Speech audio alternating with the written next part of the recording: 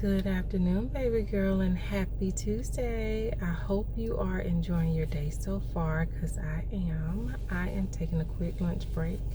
And before I begin to dig in, I want to tell you what God gave me this morning, and it was so good. So I began to read Daniel chapter 2.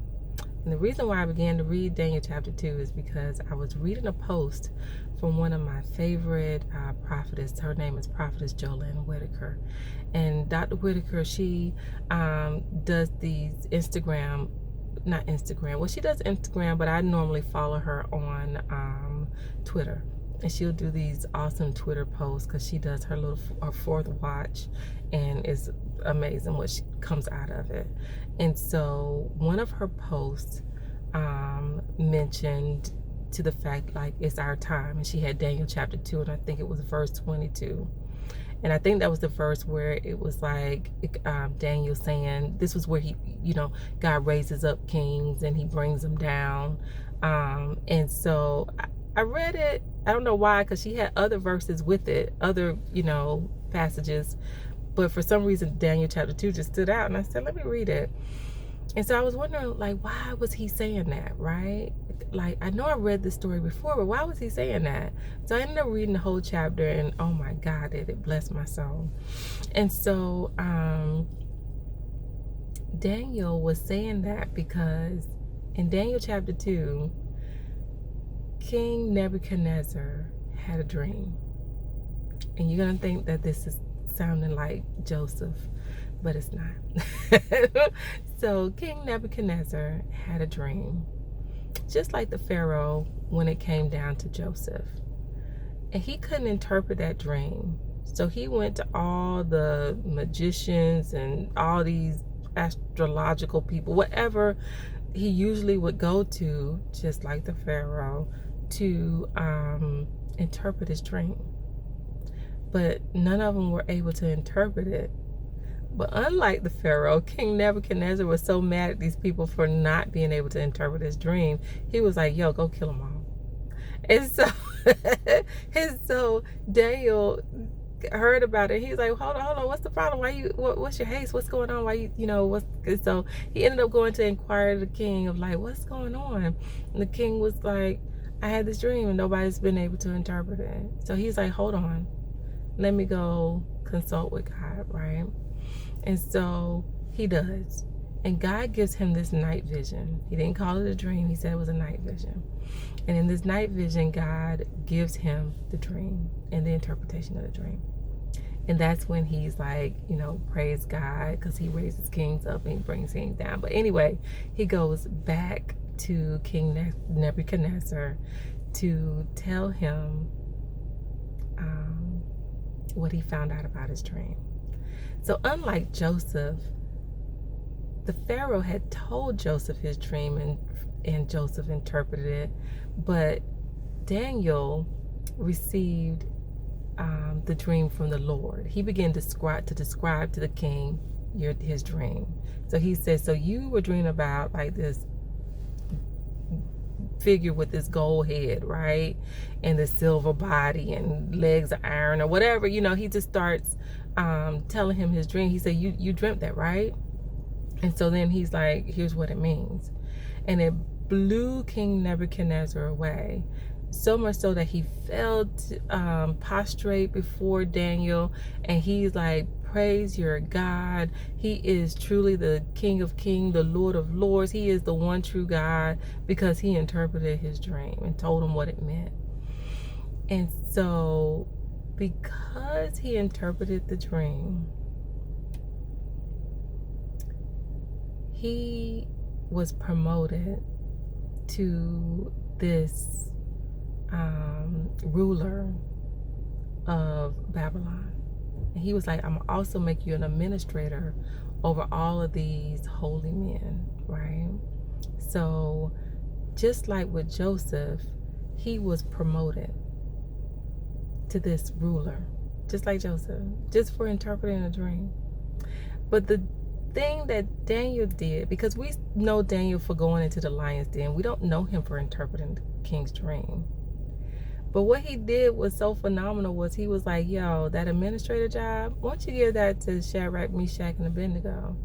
And we didn't even I didn't realize that. Maybe you did, but I didn't realize it because we're so used to seeing Shadrach, Meshach, and Abednego being infamous for being thrown into the fire, right? But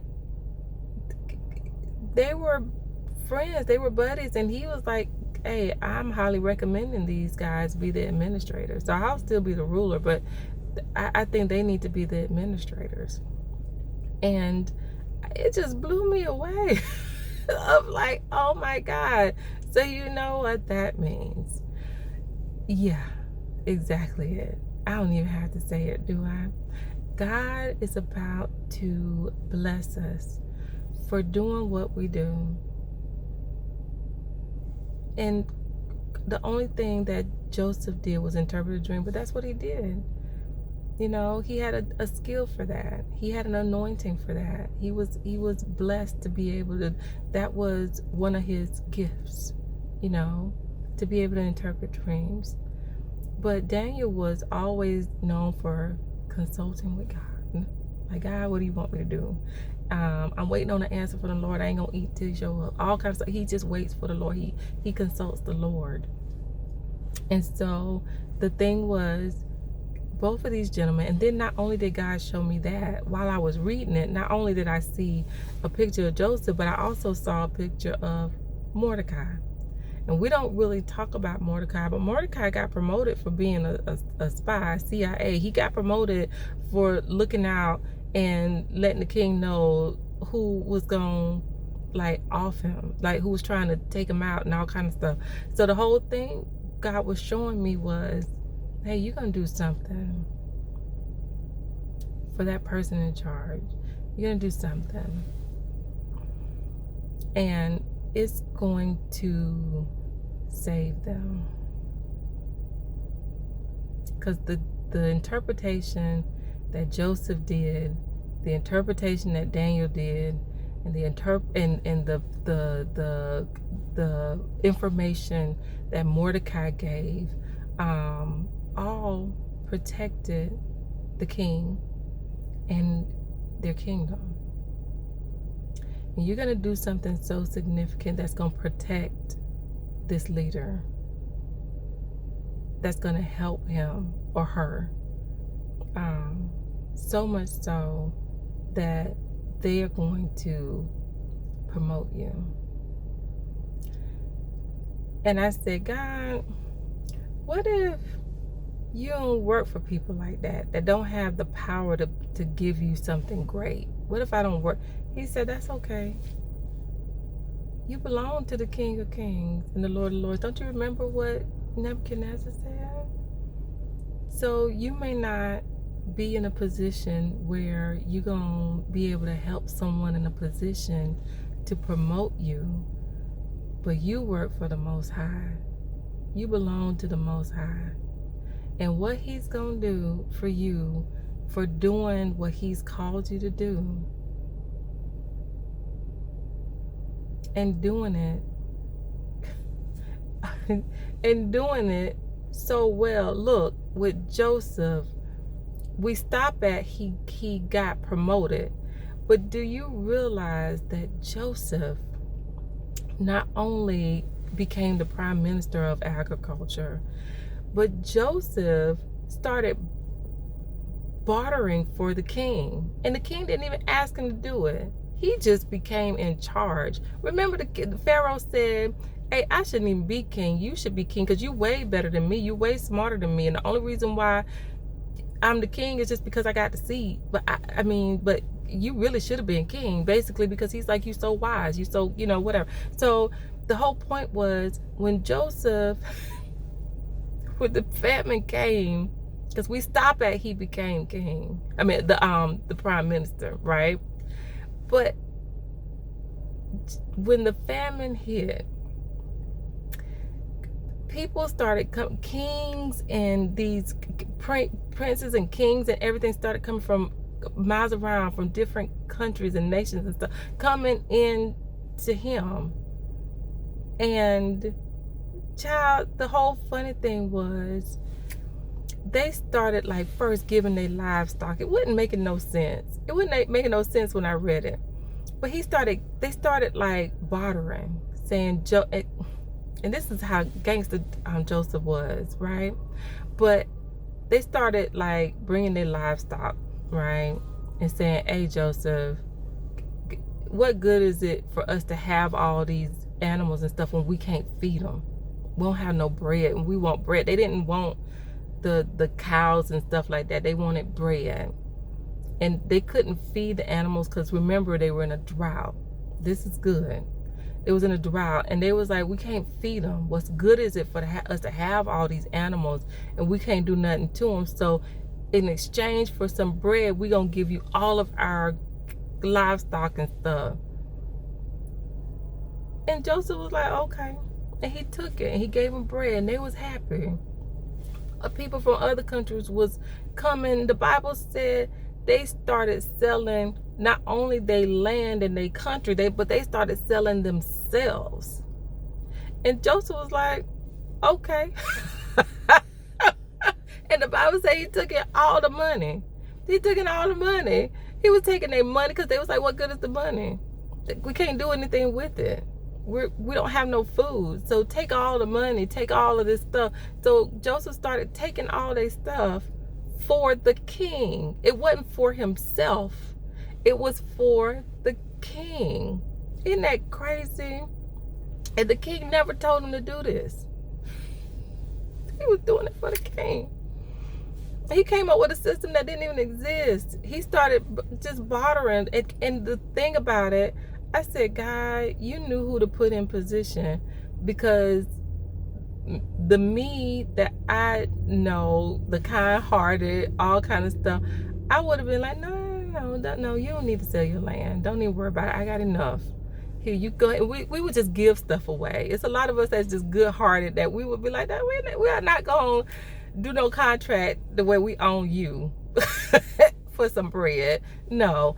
But Joseph was like, okay, you want to sell yourself? Sign here, here, and here.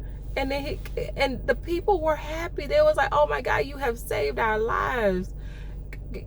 And they sold themselves. You know, God was speaking. And I was like, oh my God, what are you trying to say? Because we stopped short at he became the prime minister of agriculture, and that he helped, build this system that nobody went hungry, and so people were coming. We saw where people was coming, and his father and brothers came, and we talk about that, but we don't talk about the part where he was just like ruthless in a sense. And he didn't tell people to do it. He didn't say, well, okay, you don't have no money, then I'm gonna need your land. He didn't do that. He didn't godfather people, but he was very open to their suggestion. God's gonna put us in position. God is about to put us in position to where people are gonna need what we carry. Now, they're not gonna sell themselves. That's not what we do. I think that was just an example that God was showing us. But what we carry is going to be so needed. Because I think when the famine hit, the famine is going to be a part, it's going to have so many layers to it. It's just not going to be about food. It's going to be about so many other things. But we're going to be carrying those things that people need. We're going to be carrying it. And they're going to need what we have, so much so that they'll be willing to give away their land. Because it's more important. It's like, what good is it to have this if I don't have that? You know what I mean?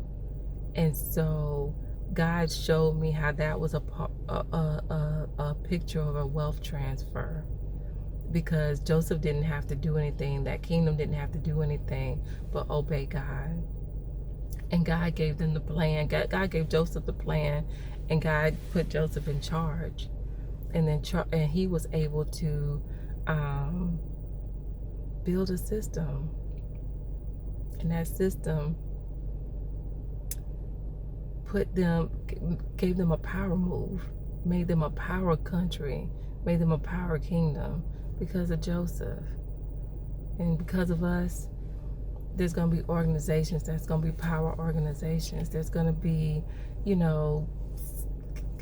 just so many different things with us. It's going to be powerful because God is going to give us, the design that we need to make that organization, that city, that community, whatever it is, great.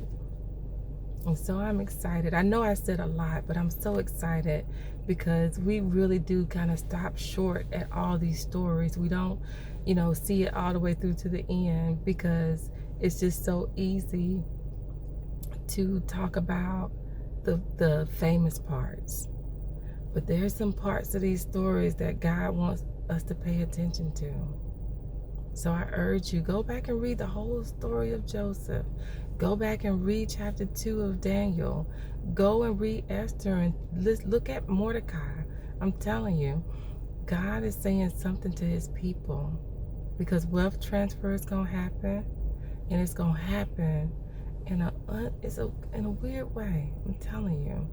I don't know if you remember a year or so ago, God gave me a word. And that word was, you're going to get your harvest. There's two things that's coming, a harvest and a wealth transfer. And we haven't experienced either of them yet. Now, we've been blessed. Trust me. We've been blessed. But we have gotten off the beaten path with the harvest because there's folds that we have to bring in, But we have a harvest. But we also have a divine wealth transfer. And I believe that harvest is first. And that harvest, oh my God, And if it's not going to be a harvest, and I know it's going to be, I don't even know why I said that, then it's going to be God going to open up the windows of heaven and pour. Because I don't think we really experience a pour. But it's going to happen, one or the other, along with the wealth transfer. Remember, I said God is going to give us wealth for our wealthy place. Because when the children of Israel walked out of Egypt, they were loaded down with, like, every man went to their house and gave them all their gold and said, Lord's giving them stuff. So when they left out wealthy. They didn't leave out slaves and poor and just, two horses and a mule or whatever. I don't know, 2 acres and a mule, but they walked out with riches to go into a rich place. So God is going to do it for us. And so just get excited, get prepared. I hope I got you there. I know I talked for a long time. It's not my usual, but this was a good thing that God showed me on this morning, and it was just going every which way. But I want you to be excited, be prepared, and be ready, because God is about to bless us. He's about to give us promotions and wealth, and he's about to reward us. And so stay connected to God. Stay connected. Read the word. Pray. Don't waver in your faith. Don't waver in your trust. Okay? Because it's going to happen. I hope this blessed you, baby girl, because it really did bless me. I love you so much, and I pray you enjoy the rest of your day. Bye.